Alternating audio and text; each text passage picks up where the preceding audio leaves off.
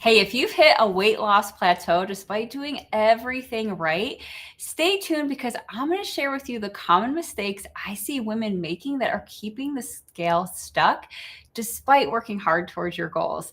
And hey, I've even put together a fat loss checklist that's going to help you on your fat loss journey. So if you haven't grabbed that yet, drop checklist down below and I'll get that right over to you.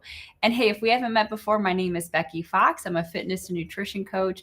I've helped thousands of women over the last 20 years drop stubborn fat without having to go on a restrictive diet. All right, so let's dive into these things that are keeping you stuck, that are making you hit that plateau on your weight loss journey so you can start overcoming these things and start working towards those goals, losing that 30 pounds, fitting back into those clothes, feeling more confident in your body, because I want to see that stuff for you. So let's go ahead and get started. So first of all, as you're hopping in, say hello and just let me know you're here below. I love to see who's hopping in.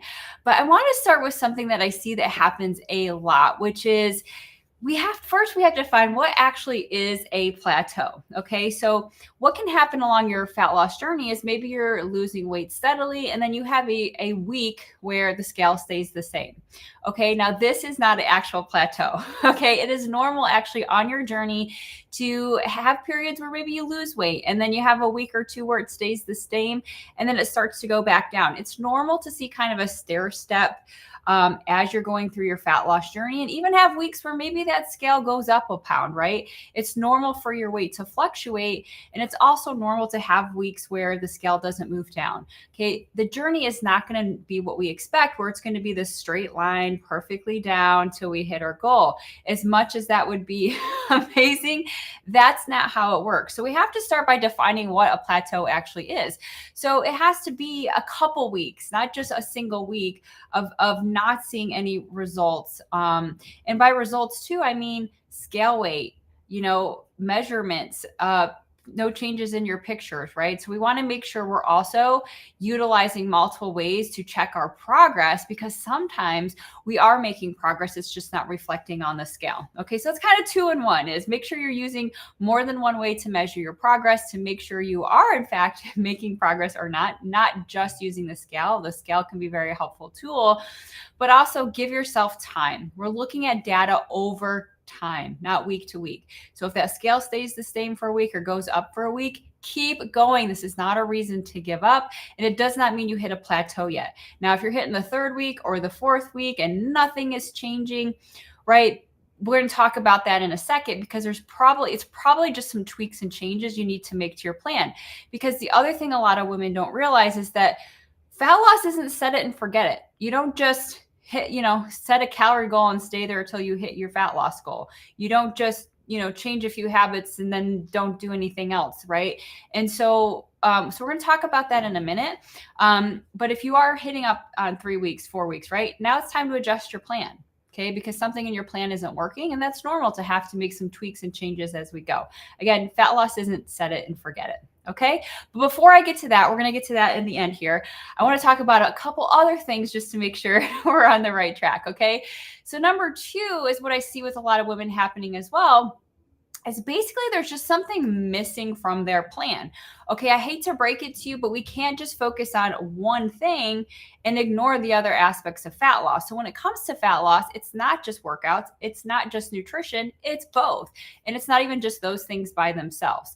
So there's a couple components that we have to make sure are in place if we want to get the best results from our plan, right? Working out may get you so far, but yes, you're going to hit a plateau if you're ignoring your nutrition, right? If you're ignoring the movement you're getting in the rest of your day. Okay. And 2 other things I'm going to share here in a second. So make sure your plan, right? Your fat loss plan is comprehensive. It's not missing pieces, right? One is our nutrition, and there's a lot that can go into nutrition. How much we're eating, the quality of the food we're eating. Are we getting in the right types of food that keep us full, that keep us from binge eating and overeating at night, and those kinds of things, right? So nutrition has a lot to do with how much we're eating, right? This is why we should be tracking and seeing our calories and those kinds of things, but it's not all that matters. The quality of the food that we're getting in those calories is going to matter a heck of a lot as well. Okay. And a lot of times we focus on working out, we focus on exercise, right? We should be strength training. We want to be getting that heart rate up, doing some cardio. But a lot of times what's often neglected is movement, right? Or we're doing movement and we're not doing exercise. Both of those are important. Okay, we want to be pushing ourselves, doing those higher intense workouts, right? Doing some heavy weights, getting that heart rate up. But we also want to be moving more, getting more steps into the day. We can't go to the gym and just work out for 30 minutes and then sit on our butt the rest of the day and do absolutely nothing. Okay, we can't expect to see amazing results with that. Okay, so when it comes to our plan, nutrition is important, movement is important. Getting in weight training so we build that metabolically active muscle is important. But two other components that are often totally neglected, totally forgot, is managing sleep and managing stress. When these things are under control, our body is going to struggle to lose fat for various reasons. Our body doesn't think it's safe to burn fat. We might find ourselves stress eating, right? I don't know about you guys, but when I'm not getting in enough sleep, my cravings go up and it's a lot harder for me to stay on track with those other components of my plan. So sometimes we're missing, maybe you have the perfect diet and the perfect workouts, but that stress and that sleep is crap. If so, that needs to be a part of your plan. I was actually talking to a client this week who is really struggling with stress. She's actually on point with her nutrition. She is working out consistently, but that stress is really holding her back. And so this week, what we focused on was small techniques, small ways to help her to manage that stress. And she even said to me, she's like, I know when I am less stressed, I start to lose more fat, right? So she knows it's something important in her life. So we're starting to implement deep breathing. She's going to get a massage this week. She's doing a meditation before bed, right? So these things may seem like it has nothing to do with your fat loss, but it's such a big part that you may not even realize. And I'm really excited to see the types of results she's getting. And she's already feeling so much better this week by doing this stuff. Okay, so what might be missing in your plan? Give that some thought. Maybe share below and let me know, because we've got to get to work in that area if we're feeling stuck. Okay, number 3, I've got 2 more things. So the third one I want to point out is you got to get honest with yourself, right? So I had another client recently who's, started to find herself getting stuck. And, we had to really talk about the consistency, right? Sometimes what will naturally happen over time, right, as our motivation wanes, we get a little bored with the plan, life gets a little hectic, and it's a little easy just to start straying from our plan. We're not logging as much, a couple cookies sneak in, maybe we start missing a workout here or there. So if you are hitting a plateau, right, first of all, how long has it been? Second of all, do you have all the components in place in your plan?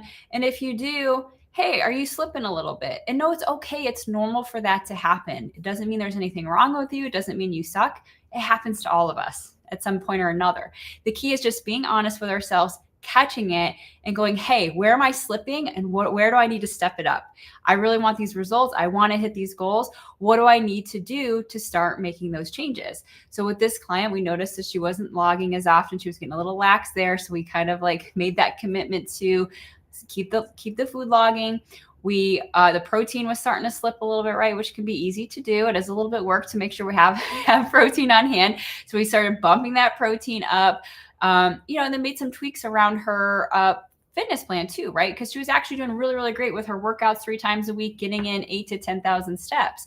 And so we were able to make a small tweak, a small adjustment there to help get the needle moving as well, which is, hey, instead of 8,000 steps, let's focus on 10,000, right? Let's get to the higher end.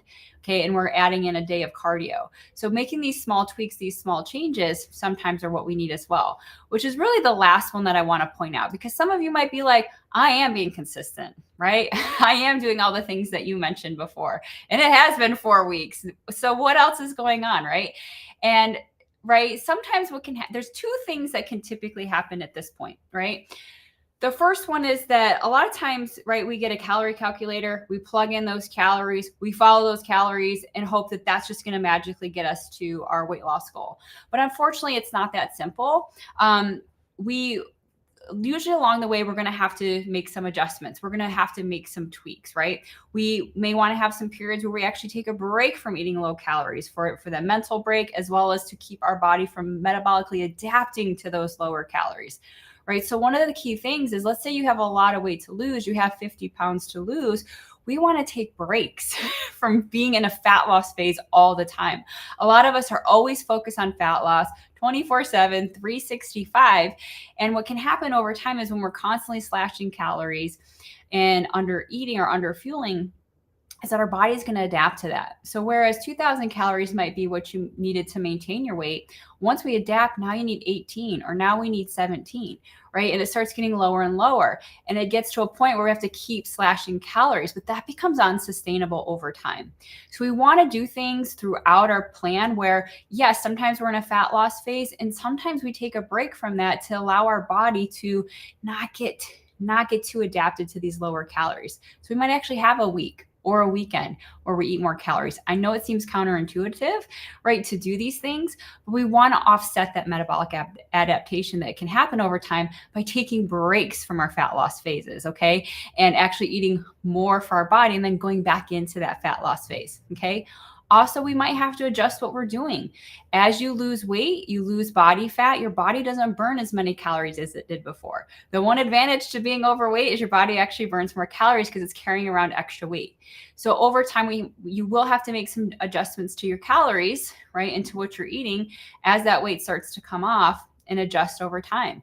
And it is harder the closer you get to your goal. It's a lot easier to start at 50 pounds or 100 pounds overweight than it is when you only have 15 or 10 pounds to lose. Okay. You do have to be more diligent, right? And you're going to have to make some tweaks and changes. So again, when it comes to fat loss, it's not set it and forget it, right? We have to constantly be monitoring, am I making progress? Am I staying consistent?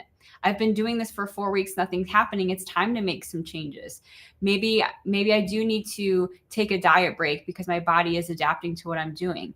And so these things are super key and super important, is that we're assessing what's going on, we're making those tweaks and changes, we're showing up consistently, and we're keeping all these pieces as part of our plan and figuring out how to make it work for our life, right? For our life, so we can keep doing this. So not only can we lose that fat, but we can keep it off forever, right? All right, you guys, let me know which one of these resonated with you in a comment down below. And hey, like I mentioned at the beginning of this video, if you need some help on your fat loss journey, you feel like something is maybe missing, I would grab that fat loss checklist. It goes over a couple things that should be a part of your plan. So just drop checklist in a comment down below. I'll make sure to get that over to you. And of course, keep rocking along. If you hit a plateau, it is never a reason to quit. It's just time to assess what's going on, what might need to change, and keep moving forward. All right.